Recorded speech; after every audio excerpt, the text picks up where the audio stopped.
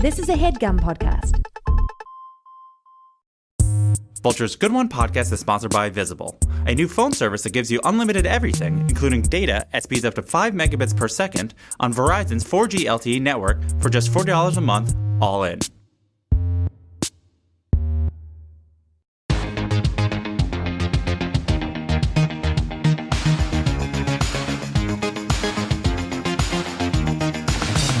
Hello, and thank you for listening to Good One, a podcast about jokes. I'm your host, Vulture Senior Editor Jesse David Fox. Our guest this week is Anthony Jeselnik, the, as he puts it, pinnacle of a certain sort of dark, offensive style of joke writing and my mom's favorite comedian. When he was in college, Anthony wanted to be a novelist, and Bret Easton Ellis was his favorite author. I mention this because, though Anthony never became a novelist, as he quickly tossed that dream aside, over the course of his 17 years in stand-up, he has created an American Psycho-esque character. This persona of his, ego-driven, pompous, evil, is one of the great achievements in modern stand-up. It's a villain he can use to talk about the inappropriate and the taboo to help his audience process the parts of life that are hard to accept. Mortality, illness, suicide, murder. Yeah, so essentially just mortality. And somewhere in there, there's always Anthony the person, creating as his stand-up has evolved a compelling paradox, a question of what is real and what is fiction. What was interesting about doing this interview in front of an audience live at Clusterfest was seeing how in front of my eyes, Anthony would sort of tune up or tune down the persona, depending on where in the question he was or if the audience hadn't laughed in a while. In Fire at the Maternity Ward, his newest Netflix special, which came out earlier this year, is the most mature, complicated display of this persona to date. The twisted one-liners are there, but more and more you see these extended bits that play with the tension and the audience's expectations of both Anthony Jeselnik the persona and Anthony Jeselnik the comedian. The joke we talk about is one such example. I can't say more without spoiling it, so I won't. Here is Anthony Jeselnik. Jokes are all well and good. I'd like to take a couple minutes right now and talk about something that is important to me. And I will preface this by saying there's a lot of people right now who say that stand-up comedians should just stick to comedy and not talk about anything else. I disagree. I think that stand-up comedy doesn't always have to be funny. Stand-up comedy doesn't always have to be entertaining. Sometimes it's about speaking truth to power. Sometimes it's about pointing out wrongs in the world, even though it might not be popular. So please, indulge me. With all the terrible things going on in America right now, and you know exactly what I'm fucking talking about. With all the terrible things going on in this country right now, the thing that drives me the most crazy are the people who see all this awful stuff happening, and they still flip out over the little things. My biggest pet peeve in America today are people who see all this horrible stuff going on, and yet they still overreact to shit that just does not matter. For example, have you ever dropped a baby?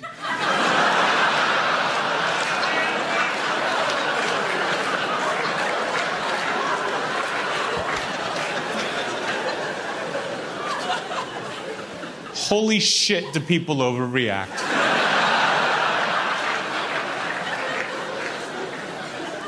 You drop a baby in America today, I swear, people hit the roof before the baby even touches the floor.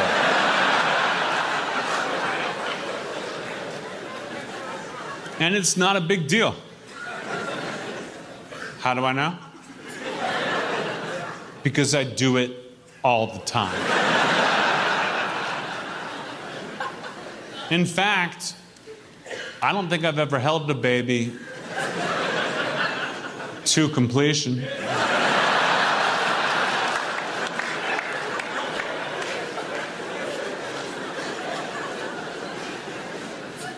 And you might be thinking, Anthony, how could you drop a baby? You ever held a baby? How could you not?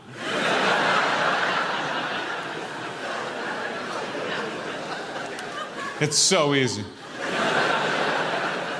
It's a two-step process, maybe less. Should you ask Anthony, why would anyone ever let you hold their baby? The answer is simple. Negligence. I love it. It's a hobby. The only negative, the only drawback as far as I'm concerned, the embarrassment. People try to shame you when you drop their baby.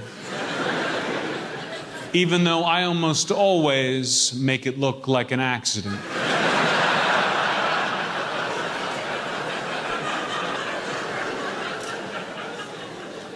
That's why this is so great. You ever do this? You ever drop a baby? And then scoop it right back up before anybody sees you?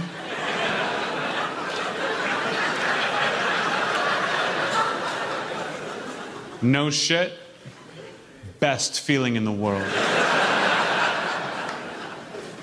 You just hand the baby back and no one is the wiser. Especially not that baby.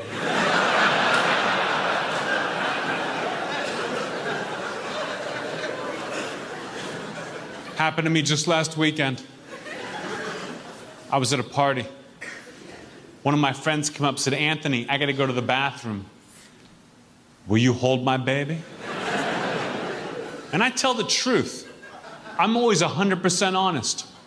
I say, yeah. For a little bit.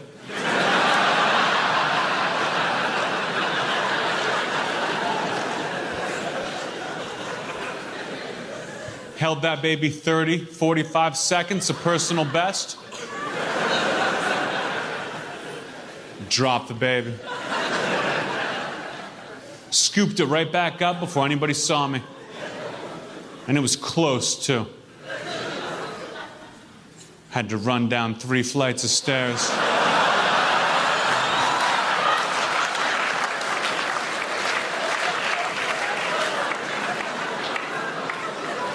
So, the comedian behind the joke you just watched, Anthony Jeselnik.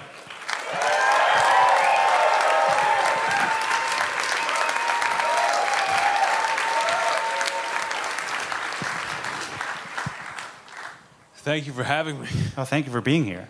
What was it like listening to it again? Did you miss that joke? I love it. I love it so much that it was great to hear. Like, I don't listen to my special all the time, but when I got to see that, I enjoyed it.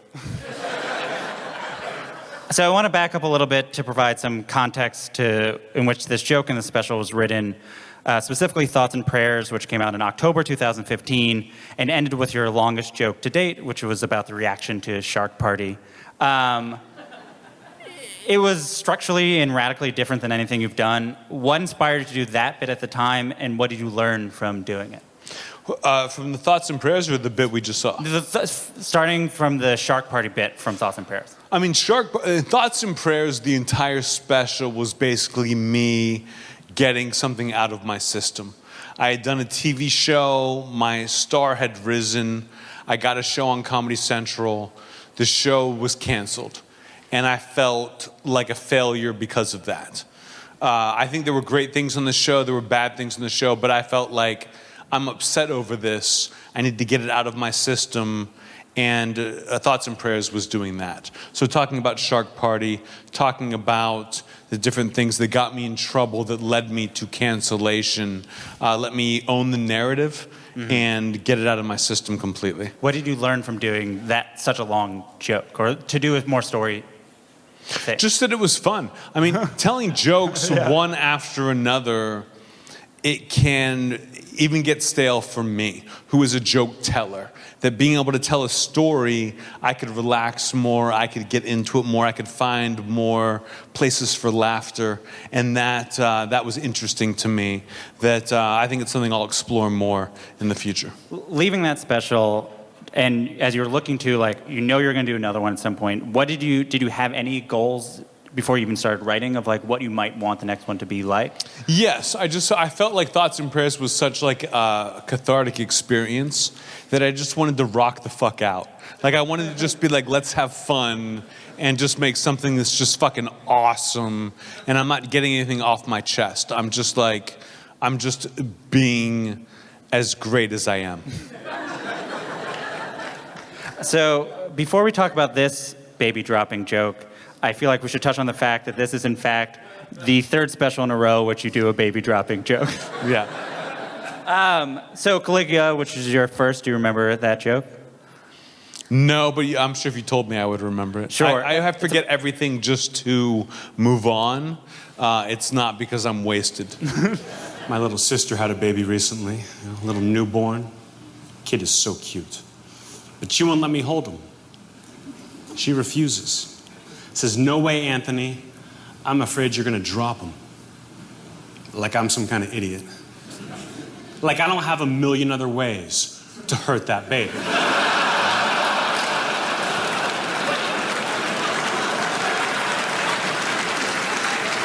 Great joke. I remember once Dave Attell saying he was like, he's been doing comedy for like 50 years. And he's like, and I was just so happy the other day thinking of a new midget joke. Like, some people just have their thing that they like a lot. And for me, anything harming babies is like, I can't believe I came up with another one. Like, I've had so many. And so each new one gets funnier and funnier because it's like, wow, you came up with a new angle on it. And I've got more jokes about kids than people who have kids. Sure. So thoughts and prayers, do you remember that one is about your cousin's baby, dropping your cousin's baby? That's what this whole thing's about. I'm not good with kids, I'm not gonna lie. Hell, a couple of months ago, I dropped my cousin's baby. Flat out dropped my cousin's baby on the ground. But I don't feel like that was my fault. I don't feel responsible for that one, you know? I mean, who in their right mind? Who the hell in their right mind would ever ask me, Anthony Jeselnik, to be a pallbearer?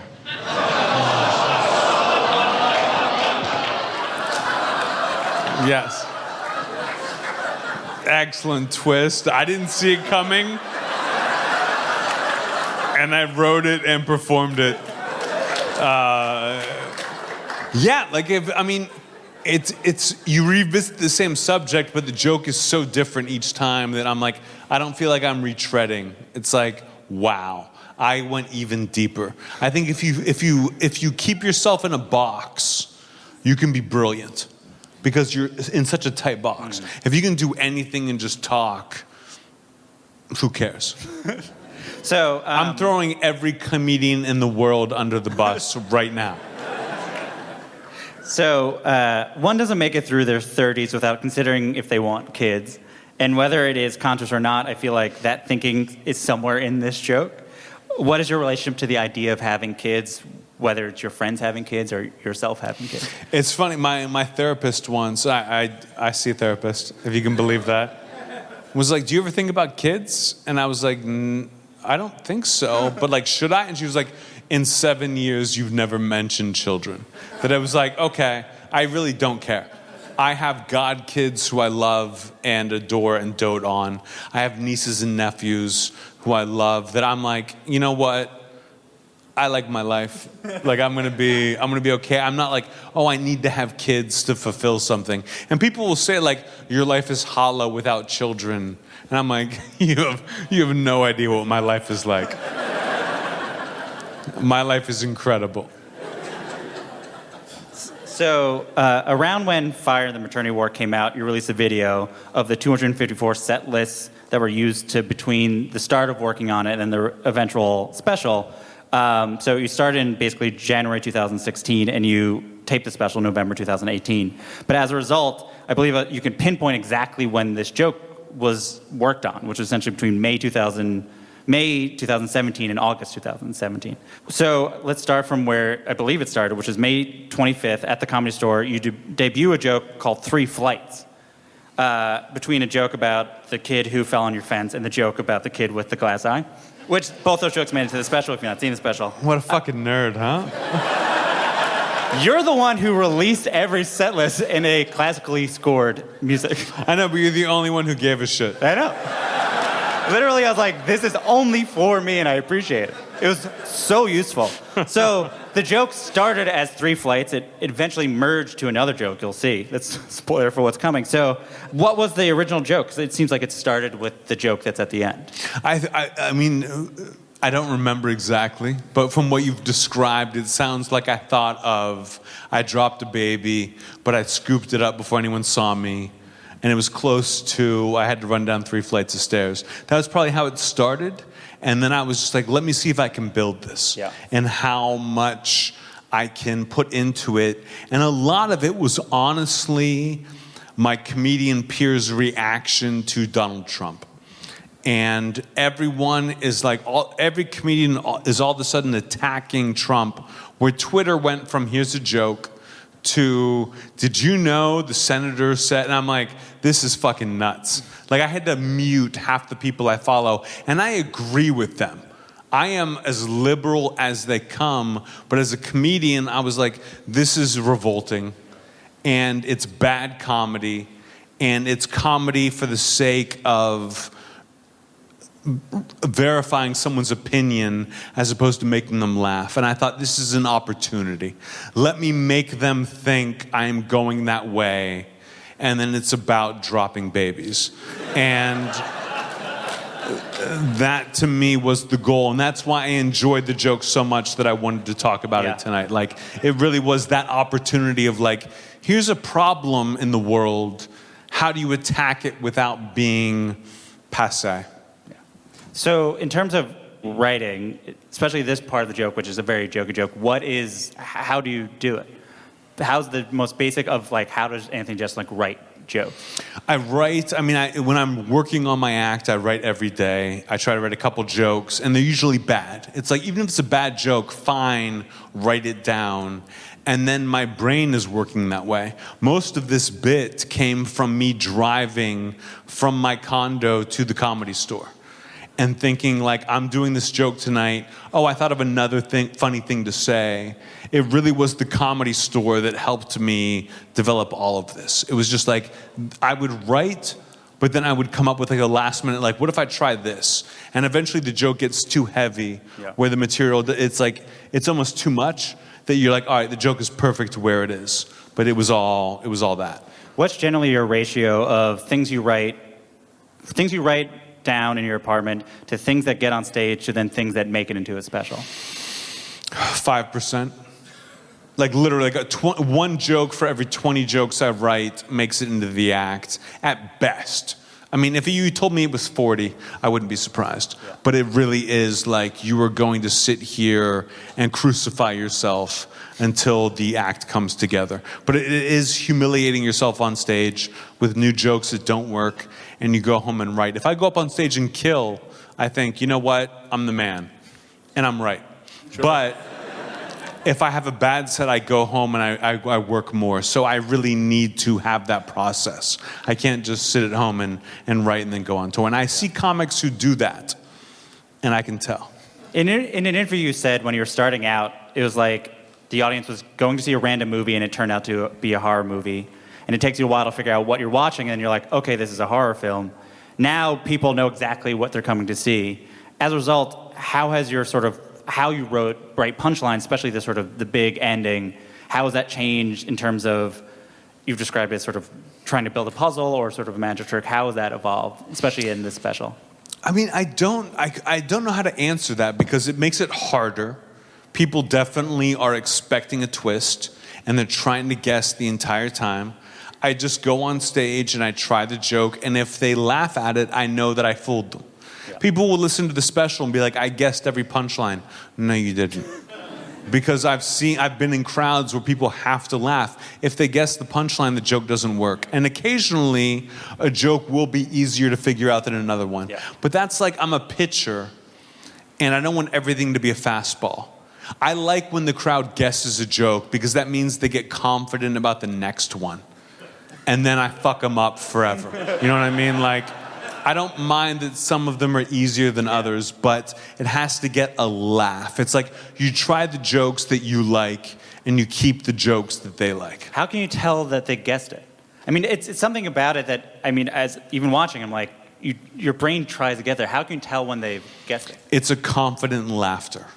Have you ever seen you see a trailer for a movie or a commercial for a comedy, and they show a big joke in the trailer, or they show a big joke in the commercial. And you see the movie and you see the scene, and you're like, this is coming up. Yeah. And then the joke happens, and you're like, no one's going to laugh because they've seen it a million times. People laugh harder than anything else in the movie.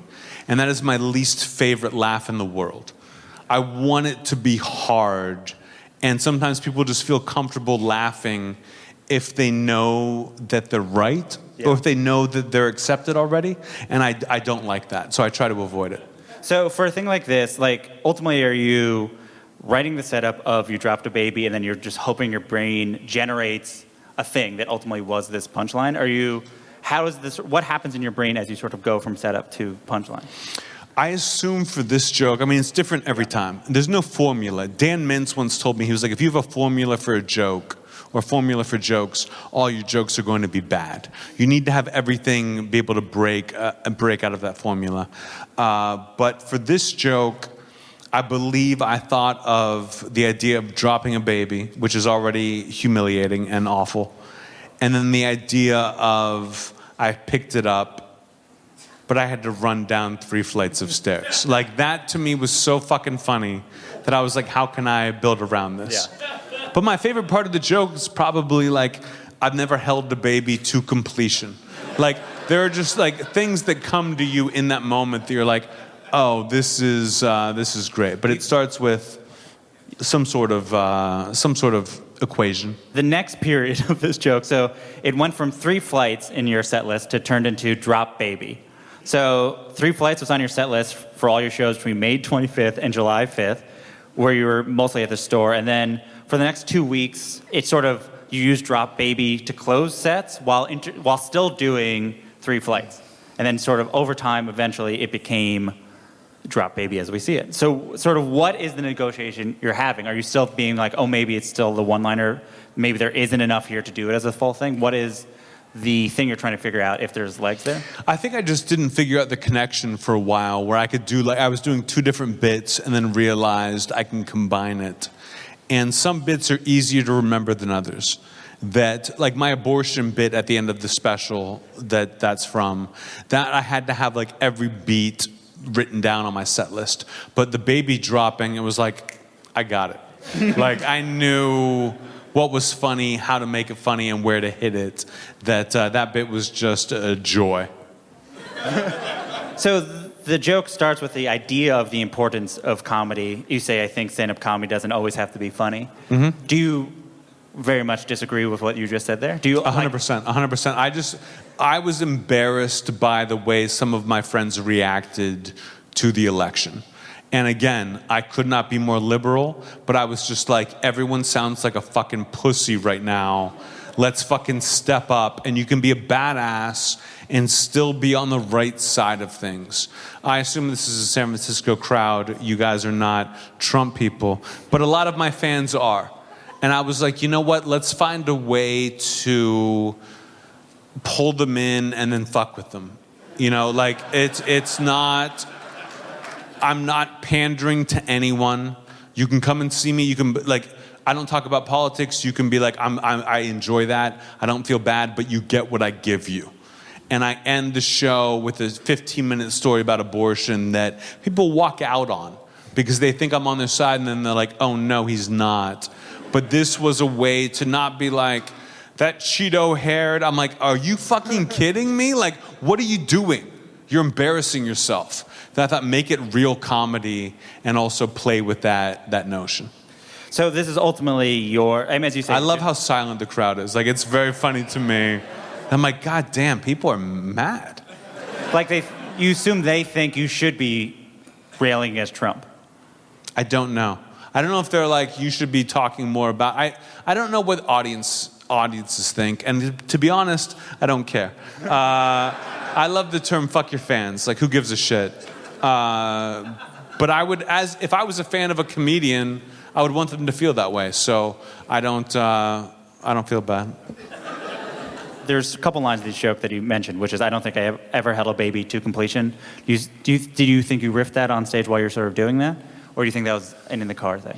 I think it was an in-the-car thing. Most things are in-the-car things. Occasionally, I riff something funny, but it's mostly in the car. One of my favorite parts of this joke is the word scoop and scooped. I think it is the exact word you needed to use. And It had to be scoop. It couldn't have been pick up. It had to be scoop. You're 100% right. Scoop is just a great, just the idea of scooping up a baby is funny. Watching this, I was thinking about, I can't remember where, I heard someone talking to you or making fun of how slowly you talk on stage, but this was a while ago. Then compared to this, it's nothing compared to how slow you talk in this special. It's funny, I don't think of myself as talking slowly. I think of myself as timing things perfectly. And I really believe that it's like I did a roast where they made fun of me as like, I'm a nobody on a roast. You know what I mean? They've got like C-list celebrities that they're excited about, so they don't give a shit about me. So it was either like he's a rapist or he talks slow. And so people use that narrative, but I really believe that like if I sped it up, it would ruin the joke. Like, it's part of the performance. It's like, why are ballerinas on their fucking tiptoes? It's part of the fucking thing. Let's take a break for a second from the comedy to be so very serious. Look, if I know you, which I do, I know you've been frustrated with your phone service. We've all been there. So I've got some honestly pretty cool news for you. There's a new phone service out called Visible. Long story short, you got unlimited everything, including data at speeds up to 5 megabits per second on Verizon's 4G LTE network for, dramatic pause, $40 a month. Dun dun dun. There are no annual contracts, no hidden fees, and no stores. That's right, you never have to walk into a phone store again. Thank God I hate stores. Learn more at visible.com.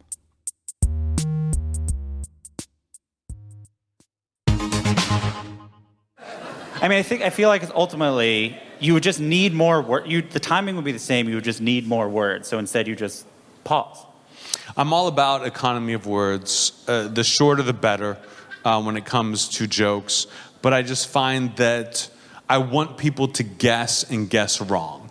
So you hold the pause, so someone's like, I know where he's going. And you're like, no, you do not. You know? And if they guess a couple, great. But I really believe that the pause fools people. The big pause of this joke, there's the big, for example, big pause, have you ever dropped a baby? And rewatching the special, I was struck by another special it reminded me of, Hannah Gadsby's Nanette. Of course. It's incredibly similar. The greatest special of all time. They are both specials about tension. Structurally, you're both tension creators. She says the word tension more. I don't know if you're mad that I am correct. I think this is hilarious, and I can't wait to hear the question. So ultimately, I love it. One, well, let's stop here. What do you think about that comparison? Do you see that comparison? How you're both? I assume you've watched it. I have. I like. It's funny because I waited a long time. When I'm working on my act, I don't watch anybody's special because I'm afraid there will be a joke. Like Louis C.K. had a special 2017, his last before everything happened. And they're like, he has an abortion joke he opens with, and I'm like, I can't watch the whole special. And Chris Rock was like, it's nothing like yours, but I'm like, I still don't want to watch it because I don't want to see that. But so I didn't watch anything. And then my manager one night was like, reference Nanette. And I was like, oh, I've never seen it. And she goes, Anthony, you talk about it all the time. But I just think the name Nanette is funny. Like, I just laugh at the idea of titling a comedy special Nanette. And then I watched it, and to be quite honest, it didn't apply to me. Yeah. I've never told a self-deprecating joke in my life. Everything is outwards. Everything is like punching out that I'm not like, I understand what she means, but like, you chose that. Like, it's like being a cop and being like, you don't know what being a cop is like. It's like, yeah, motherfucker, I didn't become a cop. You're the cop. Deal with it. But you did agree with the tension part. I mean, for you, how do you think about... A little bit. I mean, the tension, but I release the tension every 30 seconds. Yeah. Nanette is like, hey, do you want to hear about this woman who got the shit beaten out of her for an hour? And then she'll talk about it, and at the end, there's like a cathartic moment. I don't want to see that. Like, I don't think it's bad. If I'm going to go out and see a comedy show, I want it to be funny. Yeah. I want to hear jokes. I don't want to hear your life story or that your girlfriend broke up with you or about your depression. We all got that shit, but let's entertain. So, but for you, how do you think about creating tension? It's in the setup. It's in like the either, oh my God, like I have a joke in the special about Alzheimer's. And when I say the word Alzheimer's, the entire crowd gets silent. Like in the joke we just showed, when I say, for example, there's a laugh in the audience that I had taken out in the audio of the special. Because I'm like, they're guessing I'm clearly going to switch gears, but I don't want that. I want someone watching at home to think he's really going to attack the government out of fucking nowhere. But I had to take it out. So at what, do you remember when you're like, oh, this joke works? Or just sort of in general, when do you know like a joke, when do you decide a joke is done? Pretty quickly. I mean, the audience lets me know. It's very rare that I'll keep trying a joke. I'll try it once, and when it's halfway out of my mouth, I'll know this is a bad joke. You know, when on the page, it all looks great to me. I think I'm the best. And then I go up, and it's like, oh no, this is a terrible mistake. And some jokes, I'm like, if I tweak it, maybe a different word here or there, but that's very rare. Yeah. That's 1% of my jokes. So you mentioned that about the Academy Awards. Is it ultimately just, you're at this point, you've been writing jokes so long, you don't need to go back and edit, you're sort of editing as you're going? No, I just think the joke is an idea that either works or it doesn't work. Yeah. Do you know what I mean? That like it's not about the wording so much. And I write my jokes almost like a haiku. Like I write a line and I pause it and write the new line where I would have paused in the sentence. Mm-hmm. So it's I realize an extra word very quickly and can pull it out of the structure. But yeah, I know almost right away, and it's either like this joke is great or this joke is gone, and then I forget about it. Like I won't leave. Like I worked about a joke about like nuns hitting me with a ruler for like 15 years. And I just kept on having to forget it and come up with a new one every time. But if I had written down nuns and rulers, then I would never have been able to come to it from a new angle. I need that new angle. Did you figure out nuns and rulers? Yes. I forget what the fucking joke was now. Oh yeah, the nuns would hit me with rulers, slap me in the face, anything to defend themselves. But I was very happy when I figured that out. One day I would love a joke about alligator wrestling, and I've tried 100 and I cannot come up with it at all. But one day you'll hear it and you'll be like, fuck, he's the king.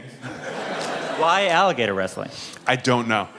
It popped into my head and I was like, oh, that's a challenge. There should be a joke there, and I cannot find it, and I've written 1,000 of them, I swear to God.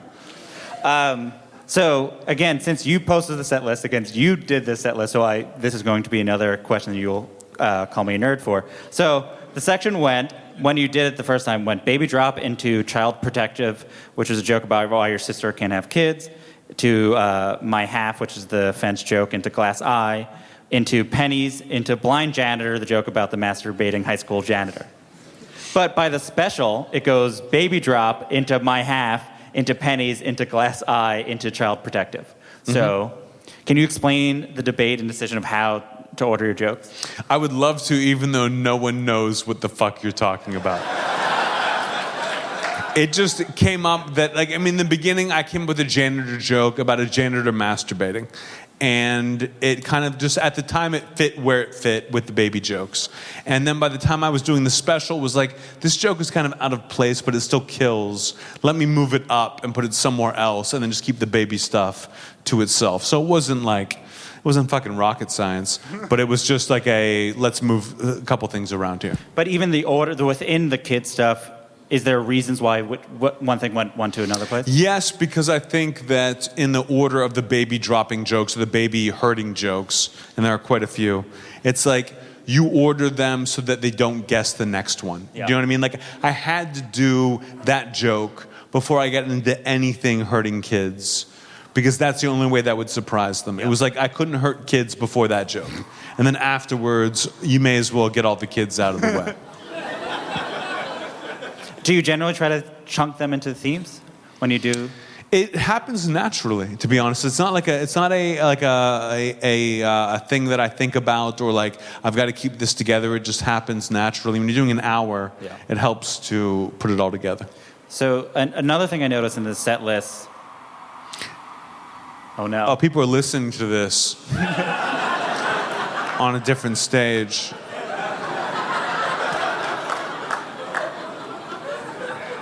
Looking at the set list, another thing that I noticed is you had a joke on your set list called Hate Crime, which was on your set list from March 2018 to October 2018. It was removed from your last set essentially right before you taped your special.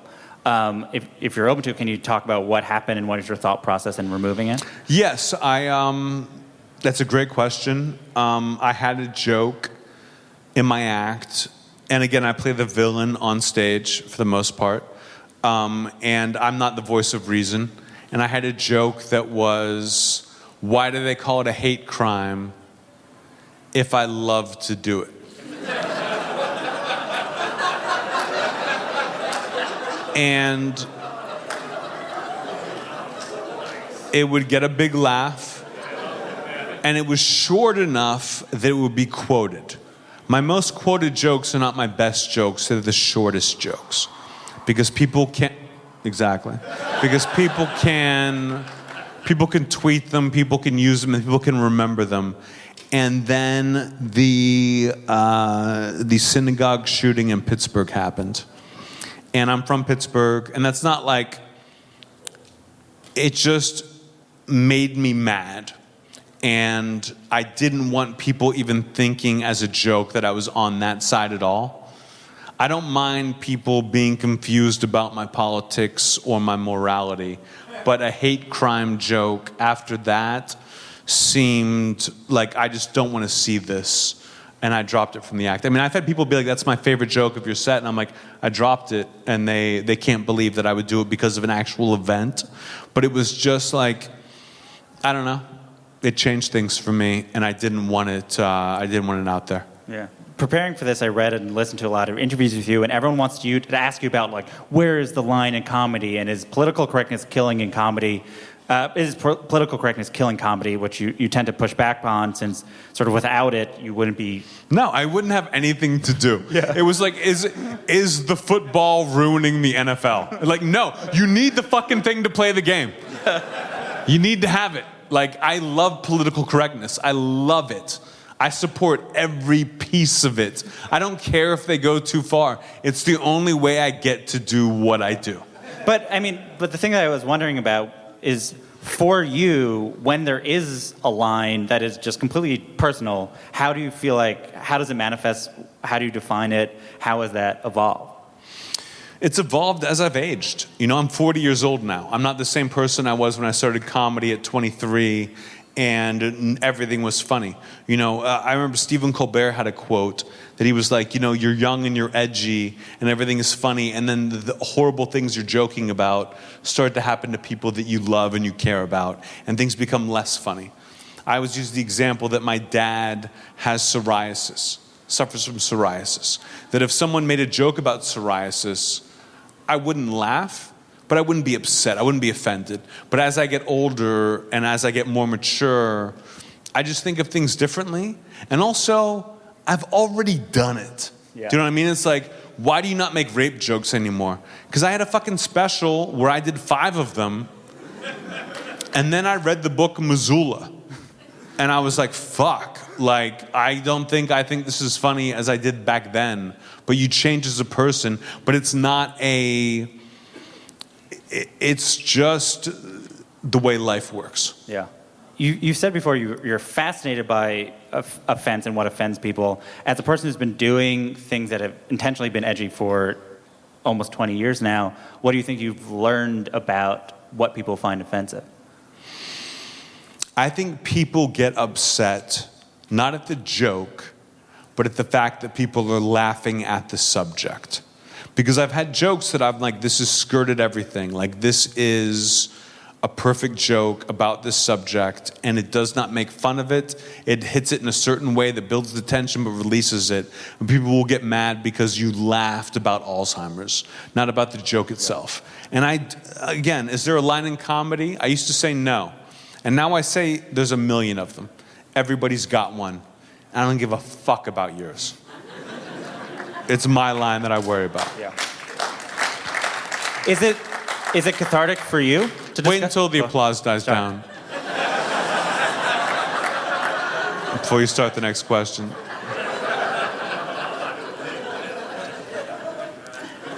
Is it cathartic for you to discuss sort of darker things? Do you feel like when you do it, you'll feel better as a result? Do you think the audience does? I think the audience does. I have people come up to me and be like, thank you for that. Thank you for talking about this. I appreciate it. I think that people don't like being left out. Like one of my openers tonight at the show I did where I did stand-up was Robin Tran. And she is a trans comedian. She's a female, trans female. But she was like, I don't want to be left out. I don't want people making fun of everyone else and being like, I can't make fun of her. Do you know what I mean? That I'm like, I want to get everybody. And I want to be on the right side, but if I'm wrong, it's still pretty fucking funny.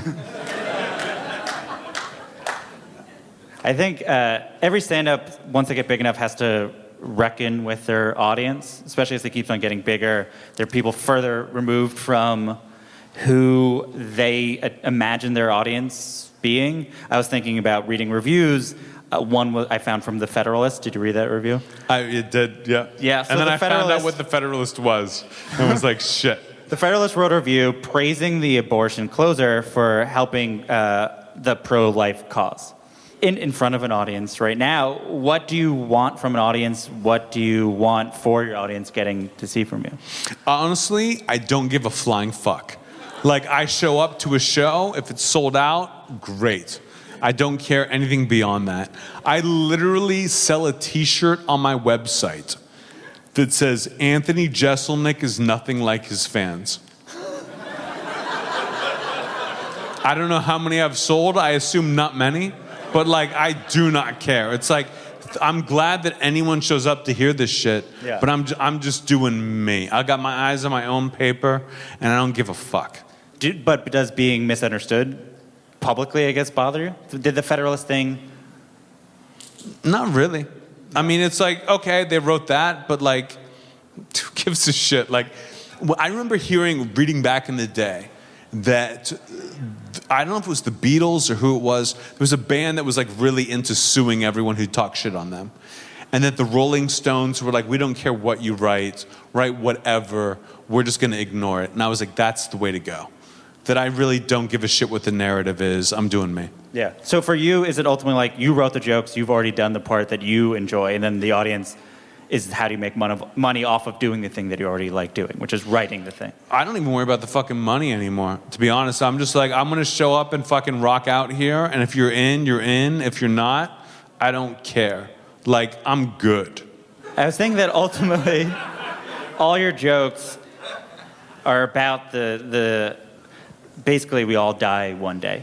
Mm-hmm. Which reminded me of Seinfeld. Not necessarily the Seinfeld that a lot of people think, but there's, I believe here that Jerry Seinfeld put a poster of the Earth from space in the Seinfeld writer's room to be like, none of this matters. Do you agree to that? Do you feel like your comedy succeeds in conveying that? No. I mean, I really feel like I want to try to make it matter. Like, I really do believe that, especially early on, I wanted my comedy to be evergreen and I wanted it to last forever, that people could listen to my jokes in 50 years and still laugh at them because they're not talking about the current political climate or anything in the news. And then I've realized over the past, 17, 18 years I've been doing comedy that that's impossible. Yeah. No matter how good you are or how evergreen the jokes are, nothing lasts forever. That it kind of freed me to just, still be good, but I think that people take that lesson that I've learned and take it too far. Where I think there's a lot of comedy specials where it's someone who's just talking for an hour and they got the money and they're famous enough to get it. And I'm like, no. I'm going to put the work in so that this fucking kicks ass. Yeah. I'm not just going to build a shitty house and be like, you can rent it for a little bit of money. I'm going to build a goddamn mansion, and you're going to fucking pay for it.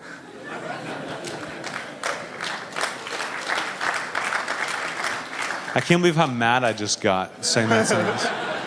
You once said you write jokes for an angry 18-year-old that was just like you, jokes that you would find funny when you were a teenager. Is that still who do you write for? No.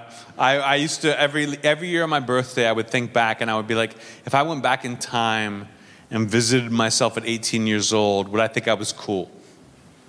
And I was always like, yeah, you'd be a fucking like comedian, like you'd be a famous comedian, like that's cool. And then one year I was like, why do I give a fuck what 18-year-olds think? Like, why would I ever care that now I'm just doing it for me as a person now, and I don't think about that. But I think it took a while to get over, and I think I've proven enough to my 18-year-old self that it's okay. But no, I don't think that way. You mentioned being cool. I feel like more than most comedians you talk about, you have desire to seem cool on stage. What is that? Why? I really hated comedy for having to make fun of yourself. I thought of comedian. Always loved comedy, but it was a lot of like, I know this shirt looks stupid, and it's like, why'd you wear the shirt, motherfucker? like you asked for that haircut. What are you doing?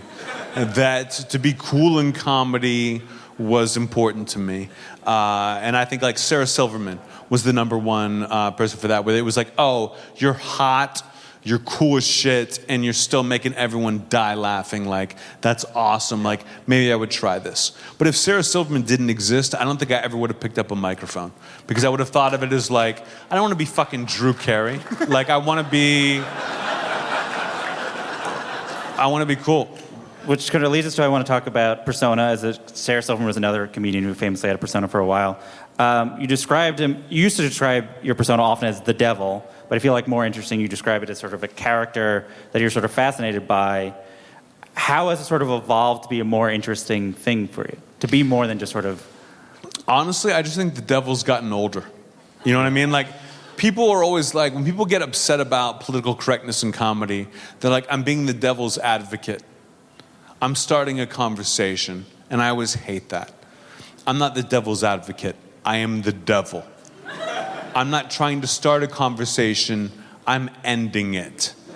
That's how I think about things. And I think everyone else who is bitching about it is just bitching. And like, why complain? Why complain about this? Either do your job and make them laugh, or shut the fuck up. I can't stand this like, PC's ruining comedy. Get your shit together. Go put on a show. Fuck all of you.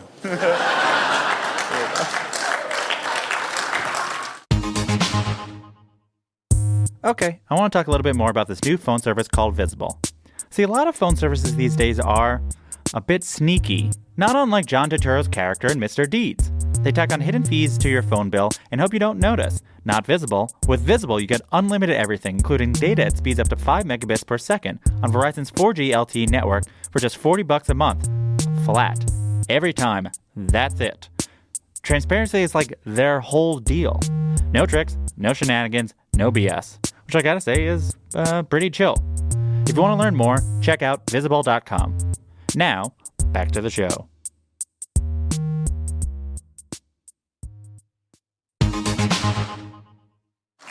I mean, before you were criticizing comedians that were being too personal or confessional on stage, but especially with this... I hate most comedy. Yeah, clearly.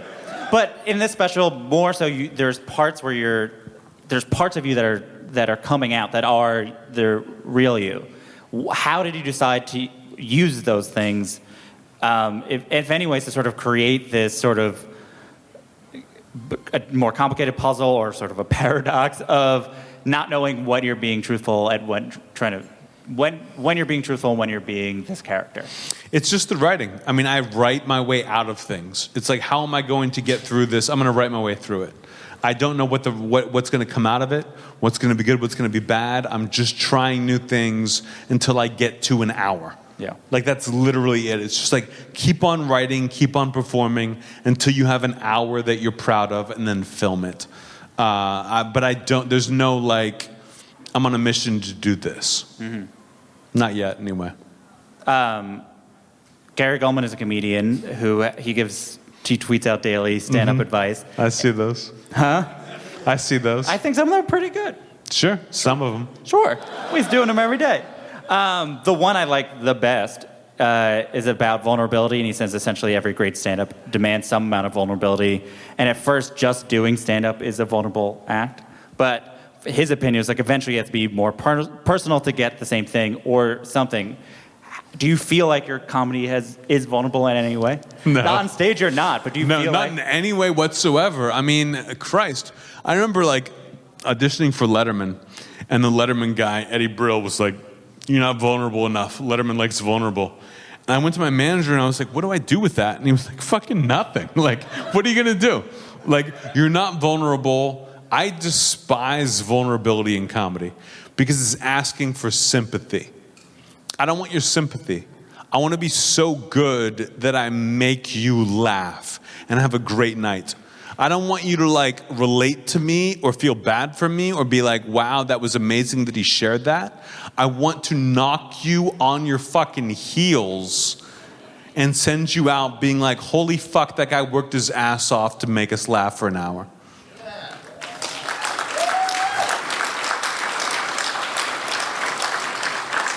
But Gary Gulman is very funny. Yeah.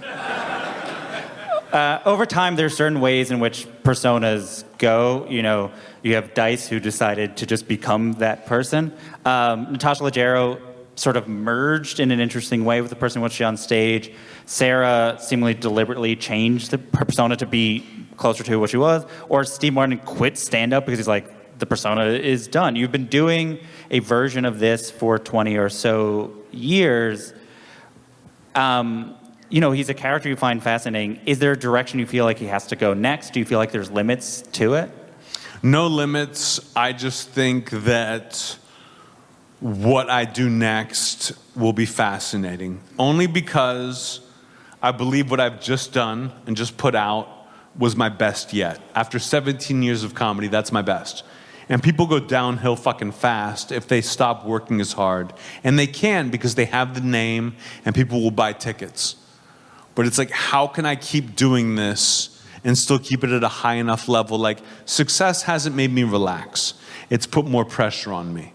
And so I think that whatever I do next, whether it's more personal, less personal, just strictly clever, I do not know. But I will not put out another special without it being amazing and better than what I've just done. Do you feel like it will be whatever this persona is, but you don't know what it is yet? The persona changes. I mean, if you had told me I would drop the hate crime joke 5 years ago, I wouldn't have believed you.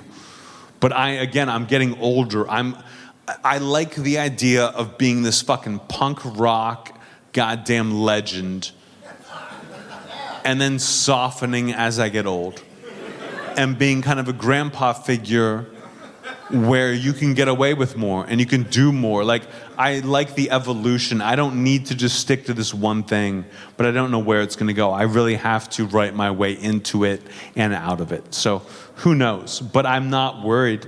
It's just like what comes naturally. Yeah. I have to just take the time. When you talk about this special, you have, unsurprisingly, very lofty goals or dreams of what you want it to be. And its legacy, you described, you want to be classic, you want it to contribute to the evolution of comedy. Let's say it does this. Let's say you're able to successfully control the evolution of comedy via this. What do you want from comedy? What do you feel like this hopefully pushes comedy in what direction? I want to ruin it. I want everyone who tries to do comedy to be a pale imitation of me. I want to ruin a generation of comics who try to do what I do and fucking fail.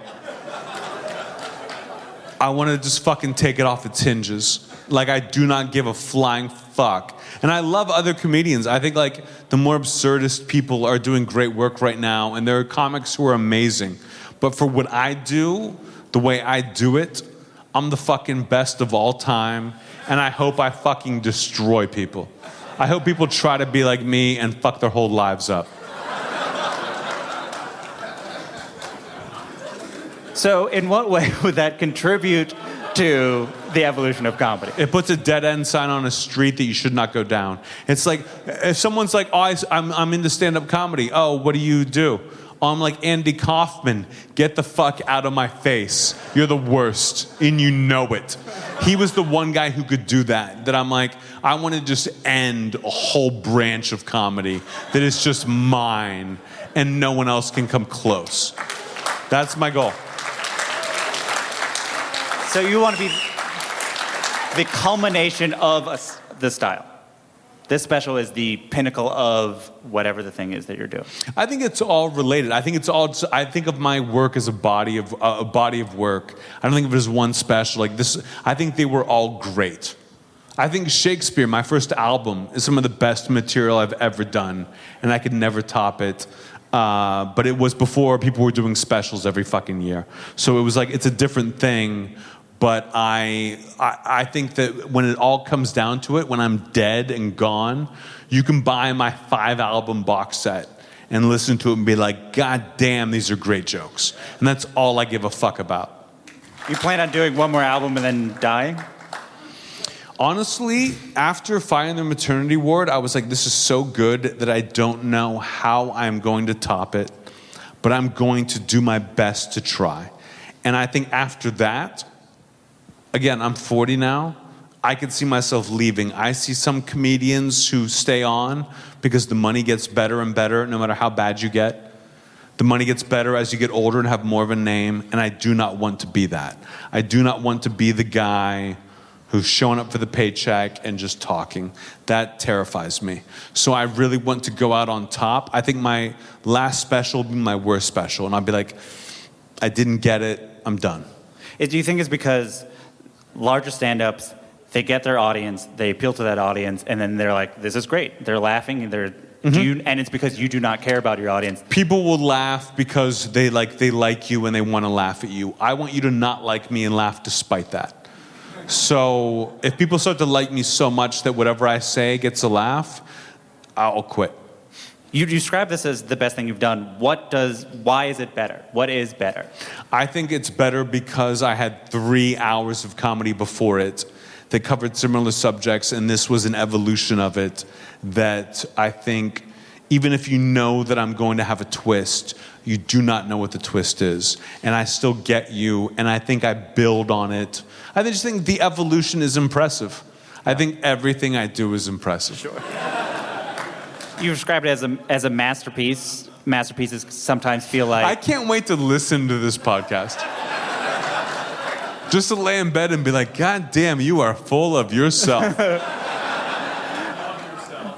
Masterpieces can sometimes feel like culminations or starting points. Does this feel like a culmination of things you're doing? Right now, obviously you won't know, but does it feel like right now that it was a culmination of things you're working on, or a starting point of a direction you're going?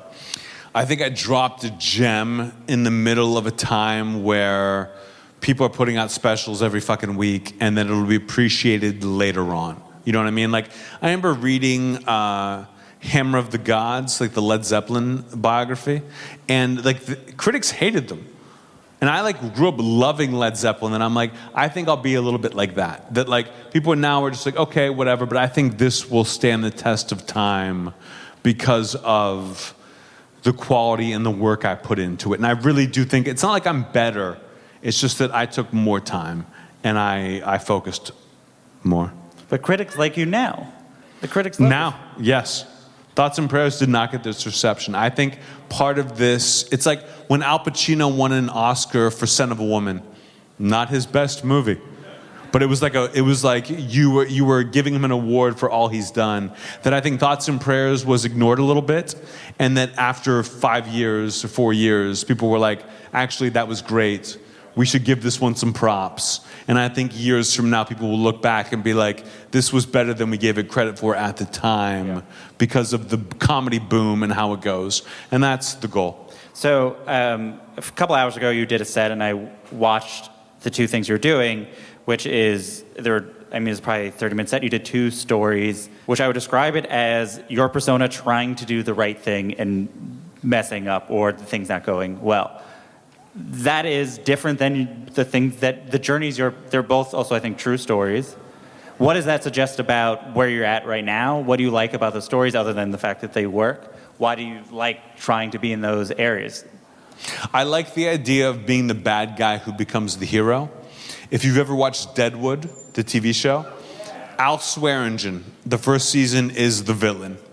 In the second season, people come along who are worse than him, and he has to fight them, and he becomes the hero. And I like the idea of being an Al Swearingen, that like, this motherfucker has cut some throats, but he's on our side. So as I get older, and as I get wiser, and as I just have to do this more often, I like the idea of becoming a good guy, but the good guy that no one wants to be in the same room with. Yeah, I was trying to think of another comedy anti-hero, like in the same way. I mean, listen, I'm the best. So now it's time for our final segment. If you can play that sound cue.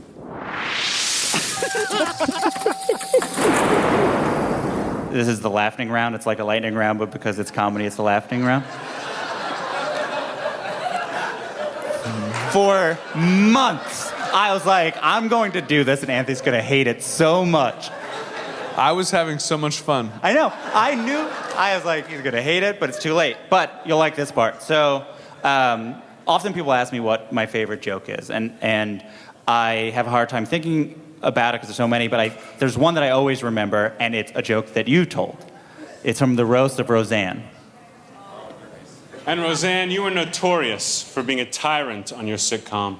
In fact, the entire cast and crew always had to walk on eggshells around you because you just could not stop eating eggs. I love that joke. That's your favorite? That is one, truly, it's definitely my favorite roast joke, but it's the joke that I think of when people go, what's your favorite joke? It's funny, I just interviewed David Spade for my TV show coming up on Comedy Central in September. And my favorite joke of all time, that was not mine, is David Spade's joke from his HBO special, The Big Hit, where he says, you know, JonBenet Ramsey's not that hot without the makeup.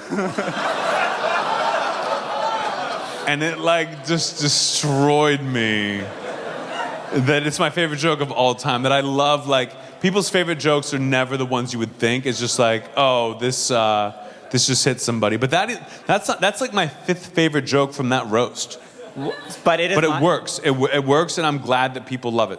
What can you tell me a little bit? We talked for an hour about one joke. We're going to talk about a minute for that one. Do you remember writing that? Do you remember how you went into that Roseanne roast? The Roseanne roast was difficult because they wanted to make it classier. Like, they wanted to, like, kind of class it up a little bit and get better people. Comedy Central always thinks that, like, George Clooney's going to do a roast, and it's like, no, he will not. But for Roseanne, they were different, and it was like, I was like, this is me and, like, a bunch of women in their 60s, and I did not want to be the guy who came on and made fun of women for being old. You know what I mean? I wanted to be have a different topic. And for Roseanne, it was like the fat jokes seemed to be the best way to hit her and not be... I mean, one of my favorite jokes I've ever written in a roast was, Roseanne, you're a feminist icon, but you've made so many men rich in your life. Tom Arnold, John Goodman, the guy who owns the Cheesecake Factory. Like, that to me was like amazing to say to like an older woman, that I was like, these are the jokes that I want. That the egg thing just worked really well, but I didn't even think it was that great a joke. It just killed every time I told it. So I was like, let's keep it in there. It's a very silly image. Yes. It's like her like Donkey Kong. Yeah. And you know that she was a terror backstage for all her shows. So yeah, people enjoyed that. I'm one of the best at what I do. Do you know any jokes? Do you have favorite jokes? One of my, there's a comedian joke that I love that only comedians would get. I don't know if you guys will even laugh at it. Where a comedian takes his girlfriend home to meet his parents. And right before they walk in the front door, he turns around to her and goes, what do you want me to say about you? No one understands that. It's like, an MC will always be like, what do you want me to say about you before you go on stage? So it's like a funny comedian thing. My favorite joke, street joke, a traveling salesman is going down the street, going house to house. He knocks on a door, and an 8-year-old boy answers. And he's wearing lingerie, women's lingerie, a silk robe, smoking a cigar, and holding a glass of scotch. And the salesman says, little boy, are your parents home? And the little boy looks at him and says, What the fuck do you think?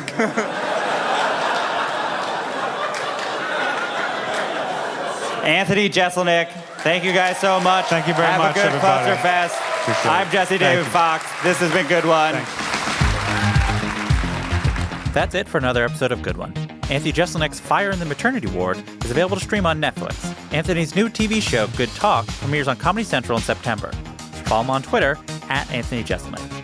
Good One is produced by Ben Comite with research help from Serena Debbie. Justin D. Wright did our theme song. Write a review and rate the show on Apple Podcasts. 5 stars, please. And hey, if you know anyone who might like the podcast, maybe tell them. What the heck? You can email any comments, questions, or laughing around suggestions to goodonepodcast@gmail.com. I'm Jesse David Fox, and you can follow me @JesseDavidFox. We'll be back next week with a new episode and a new joke. Have a good one. That was a HeadGum podcast.